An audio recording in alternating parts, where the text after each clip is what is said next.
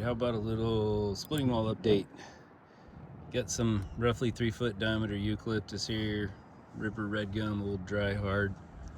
Cut it with a 3120 ported Husqvarna chainsaw, 42-inch bar, full comp Raisman semi chisel, works pretty good.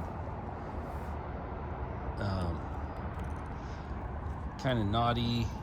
These rounds, I'm getting about 50 splits out of each round. Guess 54 pounds cubic foot, so like 500 pounds is round, more or less. Kind of knotty, and then most of it, when you got some cracks in there, and you can kind of work with those and work with the rings, and you're okay. But when you get that top corner there that's all solid, it gets pretty tough. And that's what I've got down here.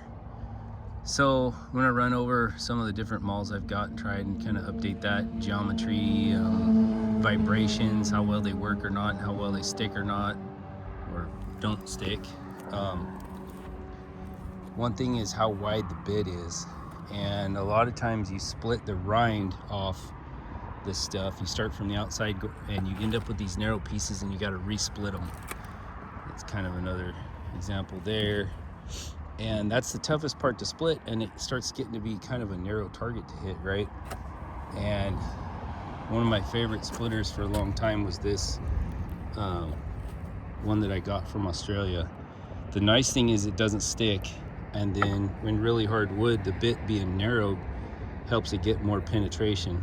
I don't think it really bounces much, but the problem I found out is being narrow, it doesn't protect the handle very much, and overstrikes are more common. I let some kids use my splitters, and that's part of that. But then every once in a while too, that eucalyptus will split, and a little piece of sliver, a heavy sliver of kindling will come back and get that. So I'm going to put a new handle on this, put a sleeve over that new handle, and hopefully that'll take care of that.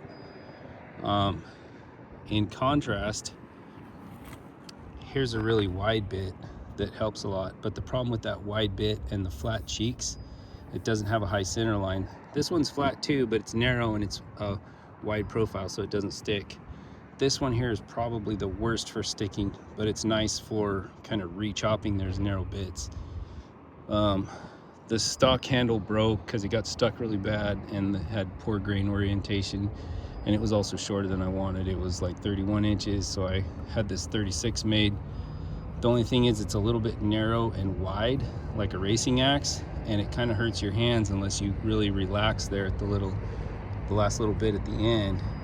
But that's also the benefit of a skinny handle with a big flare, is you can kind of relax your grip at the end and not still lose hold of it. One thing I don't like about a traditional maul handle is you kind of have to hang on to it all the way so it doesn't slip out of your hand, and then you get more vibration. Back to the narrow bit thing.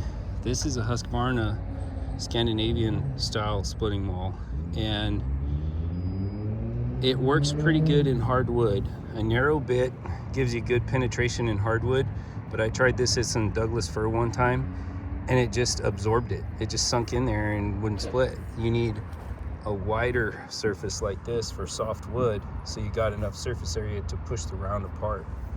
And I suspect this one would, in a softwood, this would just sink in there and get stuck because it has a pretty narrow profile. One thing that is interesting though that I noticed is the bit is so long that if it gets stuck, you have more leverage to pry it out, if that makes sense. If you got a shorter bit and it's wide, it gets stuck really bad. Like this here has got real wide bit, short flat cheeks. It gets stuck pretty bad. You have to be careful. I've actually figured out a trick. When something gets stuck really bad on me, I go pick up another piece of firewood and I smack it right here to knock it out of the wood. So this one here, once again, good penetration for hard stuff. It is kind of sticky. It sticks definitely more than this one does, but you can pry it out. It's 6 pounds-ish, 31-inch handle. I would have preferred a longer handle for more velocity and a bigger swell, but that's a pretty good splitter right there. Maybe not great for softwood, good for getting into hardwood, and I haven't had too much trouble with overstrikes, maybe just because it curves back enough or because it's longer, but I also haven't used it very much either, not as much. One of my other current favorites is the new 7-pound old number 7 council splitting maul with the axe eye. I had a round eye traditional maul handle and I didn't like it and I broke the handle. But I really like this one. It's a good balance between 6 pounds and 8 pounds, good in between. The only thing is, the only modification I'm going to make is I'm going to grind out some hollow cheeks right here to give it a higher center line, or a rounded, so that the cheeks aren't flat. I'm going to make them round, like this Wiko made in Japan 6 pound right here. I don't know how well that's showing up, but basically this side here is not flat.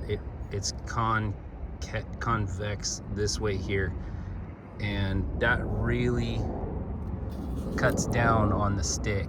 I've been wailing on this eucalyptus, and this one here I never have to do more than bump it with one hand to pull it out of the eucalyptus.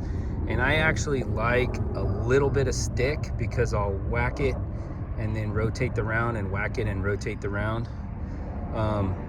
I got the head at a garage sale for like $7 and put a council 36-inch curved handle on it, and that gives you the skinny handle with a good size flare that you can kind of get a good high velocity swing and relax your grip at the end so you don't get a lot of vibration.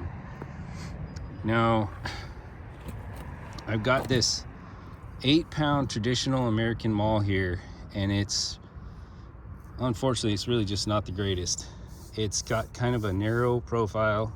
It's got 8 pounds, which is enough to drive it in there and really get it in, but the cheeks are totally flat and it gets stuck really bad, and then you're wiggling it trying to get it out, and it's got a small round eye. And I broke one of these before, and this one's also starting to come loose and come out on me too, so I don't think that's going to be a big winner. It kind of does okay, but not my favorite. Now, something that's kind of interesting is this. Seems like this is out of focus. There we go. This is an 8 pound Chinese maul I got off eBay, and I've talked about it before. I put it on a hardware store handle, and it gives you that. It doesn't have a flare to the sides, but it's got a little hook to the inside, so you can hook your hand in there and get a good swing on it.